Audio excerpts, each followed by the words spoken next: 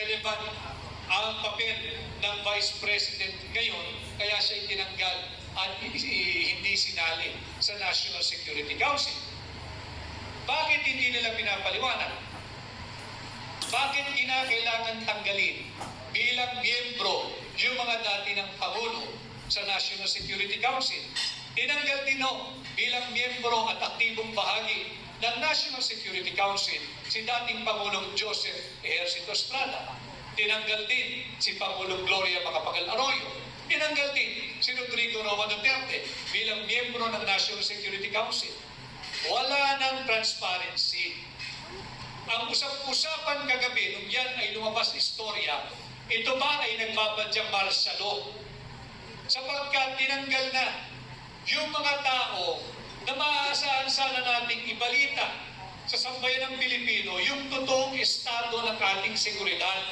Sapagkat kung wala nang magsasabi ng totoo, pwede silang gumawa ng isang kwento na mayroong panganib na sa ating seguridad, whether external or internal threat.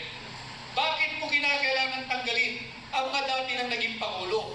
Mayroong wisdom yan, mayroong discernment ang mga yan, may lamig ng ulo yan, kalmado yan, at makakapagbigay ng tama na advice sa kung sino man ang Pangulo.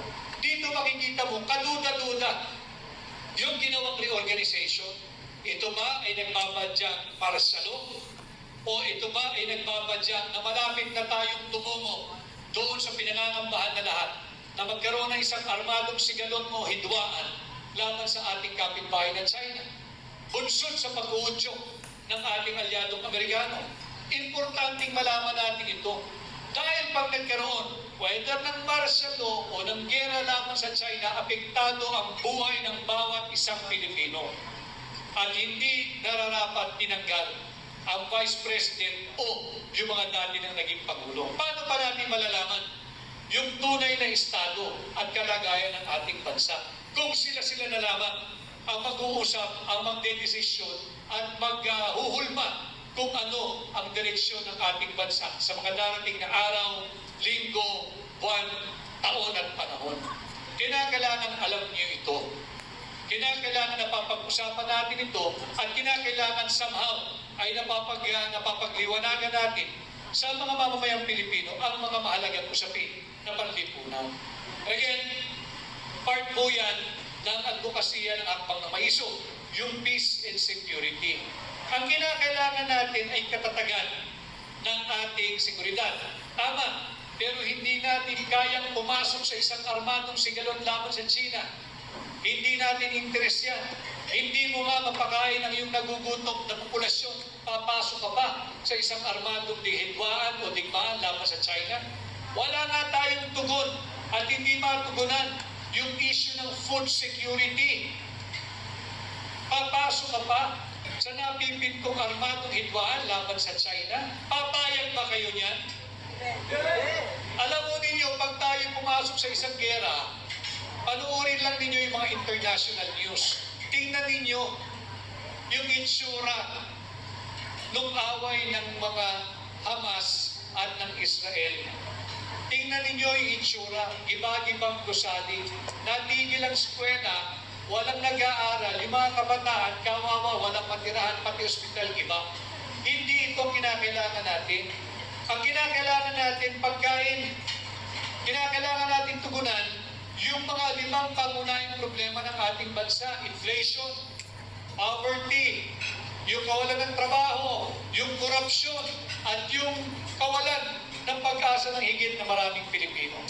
Ito yung ating mga dapat pinagtutuunan ng panahon at pansin. At mahalaga na pinag-uusapan natin ito days and months leading into the campaign proper, so that when the time comes and you have to choose your 12 senators this coming May 12, 2025, ako ay openly humaharap sa inyo, nagpapasukat, nagpapasuri.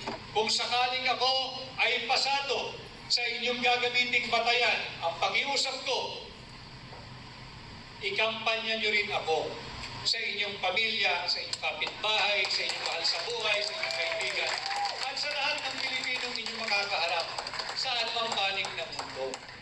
sabi ko nga, ang taong 2025, nagpapadya ang pagbabago basta tayo magkaisa. Dalhin po ninyo ang isang katulad kong bago sa Senado at posible ang pagbabago sa number 55 ngayong 2025. Muli, ako po si Atty. Vic Rodriguez, inyong formal at opisyal na aplikante bilang senador. Buhay at magandang hapon sa ating lahat.